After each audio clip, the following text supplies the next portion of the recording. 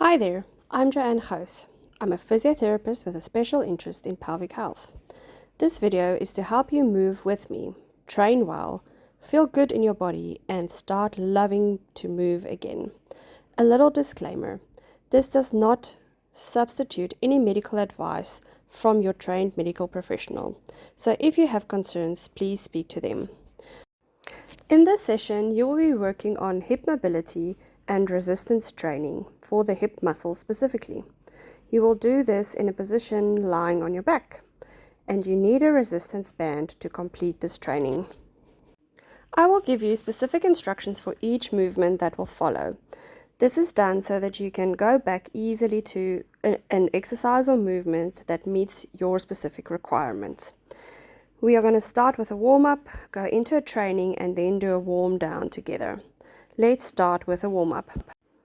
We'll start with a pelvic tilt lying on your back. You're going to have your feet bend and then start moving in your pelvis to tilt one way, curving your back, and then tilt the other way, flattening your back. On your own time, with your own pace, you can do 10 of these movements. You can go as slow or as fast as you need to, and you can breathe in and out while doing the specific movements. You can practice your breathing both ways, so breathing in while flattening, breathing out while lifting, or the reverse. And just feel how you are moving in your back, hips, and pelvis. Next up is knee rolls, and this starts from the same position. So you're on your back with your legs bent, and you're going to keep your knees together and move them from side to side. If you feel comfortable doing so, you can add a head rotation towards the opposite side of which your legs are moving towards. If you feel that going to the side completely is too much range of motion and it feels uncomfortable or painful at all, you can try a smaller range of movement. You don't have to move the knees all the way down. You can actually just move from side to side. And you also don't have to add the neck movement in, but if you feel comfortable, you can, so that you get a full spine rotation throughout this movement. You can again add breathing in different ways. So either breathing in as you're moving down or breathing out as you're moving down. You can try it both ways and feel which one feels good for you specifically. You can also change the pace to go as slow as you need to go to control the movement well. Don't speed it up too much, because then we tend to use momentum instead of our muscles to control the movement. Next up is hip openers, and we're still sticking to that same position. With this one, you're going to drop both knees out to the side and bring them up and back together. You can control how much movement you are getting. You want a nice controlled movement, and you don't want to lift in your pelvis or lift in your back to get more movement. So try and do it nice and controlled. Use your breathing if you have to get that control, and just focus in on what you're feeling around your hips and your pelvis and your back. Don't push it too far if you're not comfortable going further. Next, we'll be doing internal rotation with our hips. So with this one, you're going to keep the knees together and walk your feet out to the side as far as feels comfortable. And then you're going to open up your knees out to the side and bring them back in. So the focus on this one is the rotation of the hips that we get towards the middle. So that's called internal rotation or inwards rotation of the hips. This is often a very neglected rotation or movement that we forget about with the hip.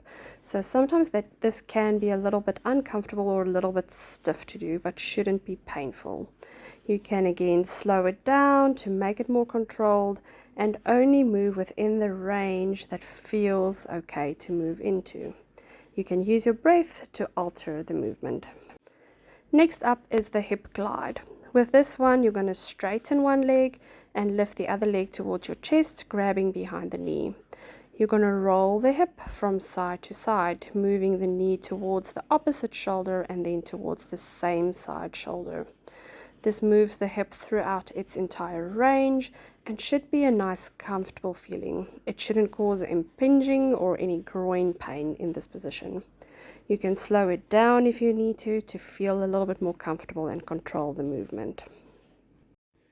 And then we're going to stick to that position to do the knee glide. So you might need to let your hip straighten a little bit, and then you're going to bend and straighten your knee. Now this will give you a pull along the back side of your leg, or maybe over your bum or down the calf muscle.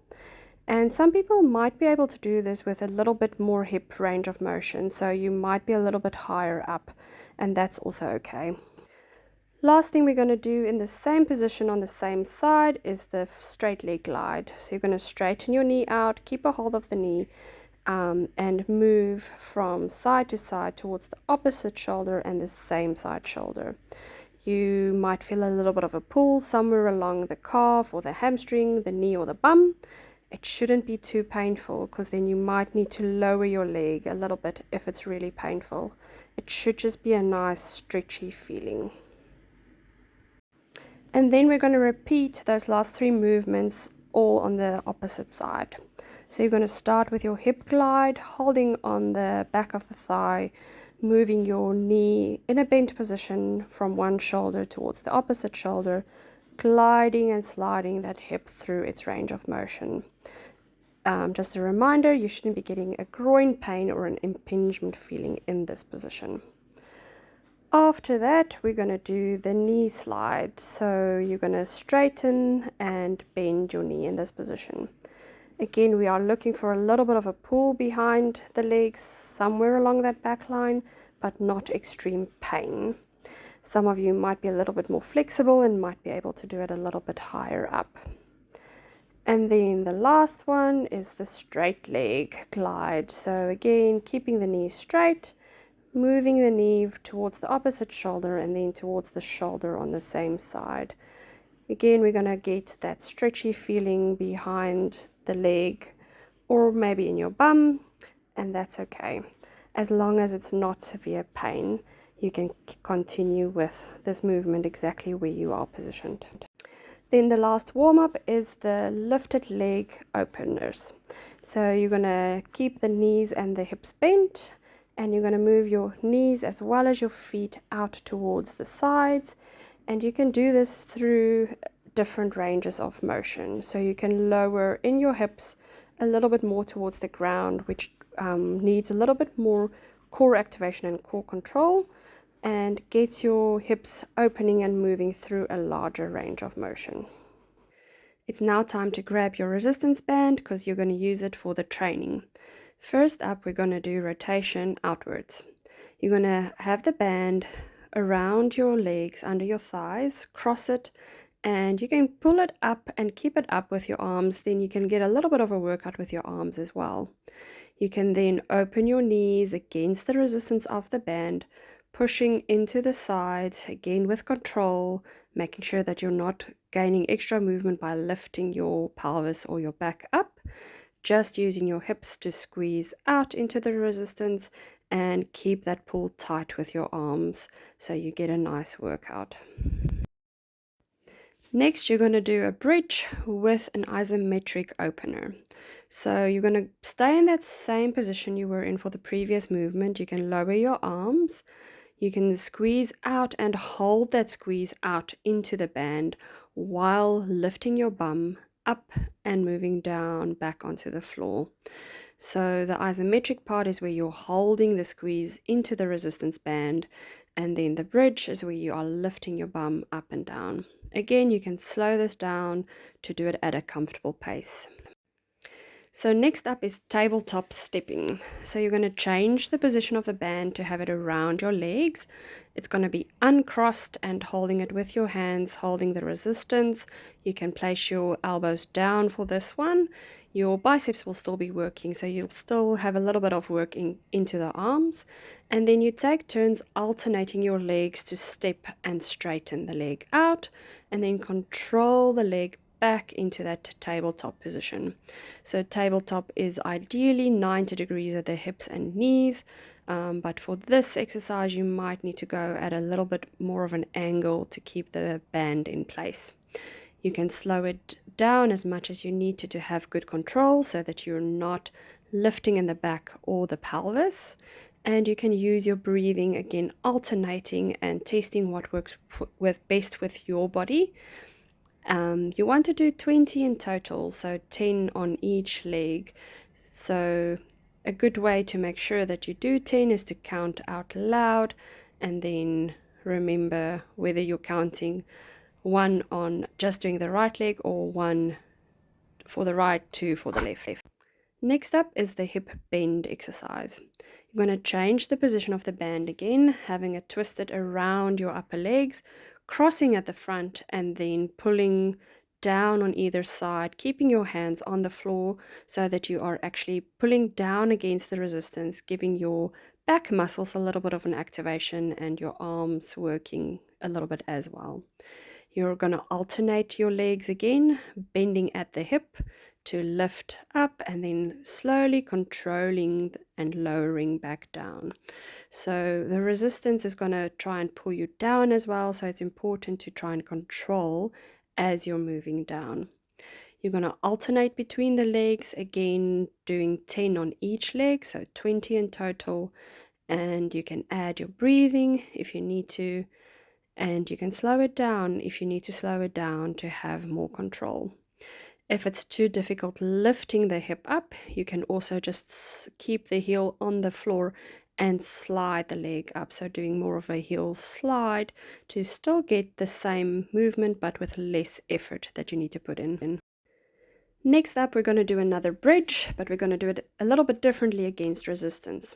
So you want to double up on your resistance band and place it over your pelvis and pull down on both sides, making sure that you try and pull down towards the floor, which is going to activate your arm muscles as well as your back muscles to work really hard.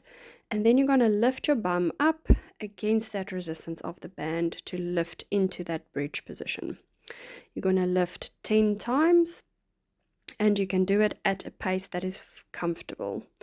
If it feels like it's too much resistance, you can bend your arms a little bit so that you work against a little bit less resistance, but try and maintain that resistance throughout so that you are working a bit harder and strengthening. So next up is going to be inwards rotation of your hip, and you're going to change the way the band is situated again. You want to tie it around your lower legs, so crossing at the back, and then you want to hold onto both ends and just pull so that it goes into resistance. Then you're going to walk one leg out at a time. So the knee and the hip stay in the same plane, and you want to move your foot out to the side and then control it back in. If you can do a little bit of a lift to get out, you can do that. If that's too difficult, you can also slide it out and slide it back in. You can finish 10 on one side before doing 10 on the other side, or you could alternate your legs so that you give one leg a little bit of a rest break in between while doing the other leg. As I've mentioned previously, this is a movement that's often neglected and often very weak in people because we don't stretch into that movement as much and we don't train strengthening into that movement as much. So sometimes a really important movement to include in our strengthening program around our hips. So do it as fast or as slow as you need to, and make sure that you control it throughout the range. So next up is another rotation, but this time it's a little bit differently because we're rotating both ways. So you're going to do the same grip, again holding and pulling. You can change your pulling a little bit so that you turn your arms with the palm facing up, and that will activate different muscles up into your arms and back as well. So what you're going to do is you're going to start by sliding your foot out. You're going to get your knee to rotate out, knee's going to rotate back in, and then you're going to slide your foot back in. So your starting position and your finishing position is with your knee and your foot in line with your hip. You can lift your foot if that's easier, or you can slide your foot, or you can try a variety of the two movements and feel what feels easiest and then work towards doing it the other way. You want to control the movement throughout the rotation both ways. So meaning you don't want to be lifting in your back, although you will get a little bit of a tilt happening to actually get through the available range that you should be able to have. You can finish 10 on one leg and then go to 10 on the other leg, or you could alternate legs doing left, then right, left, then right until you've done 10 on each leg. Again, you can fasten the pace or you can slow down the pace, but for this one, I will strongly suggest slowing it down and just focusing in on what you're doing so that you're doing the right movement, getting both rotations in, and controlling that movement as much as possible throughout that entire range. Really good practice to get both types of rotation that the hip does in different ways against the resistance. We're going to finish off with another hip rotation both ways, but you're going to be in tabletop position for this one. So the band's going to go around your feet, crossing over, and then you pull up nice and strong to involve your arms in getting a little bit of activation through them. You want to start and finish off this position with your feet, knees, and hips aligned, and you're going to alternate by opening your knees, squeezing into the resistance, closing them, and then opening your feet, squeezing into the resistance, and then closing them. So you are doing rotation of the hip out, and then you're doing rotation of the hip in. So really nice movement to get core and hip rotation in. Last but not least, we're going to do a lovely relaxing warm down. This we're going to do together, so not separate like the previous ones, because you're going to go into position and just sustain the position and just relax into that position being in your body. So let's go. So first up, we're going to do a hip opener, and you can just move as much as is comfortable.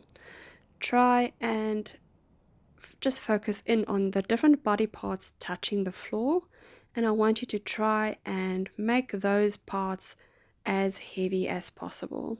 So let go of any tension that's holding you from being really heavy lying on the floor, and just focus in on your breathing.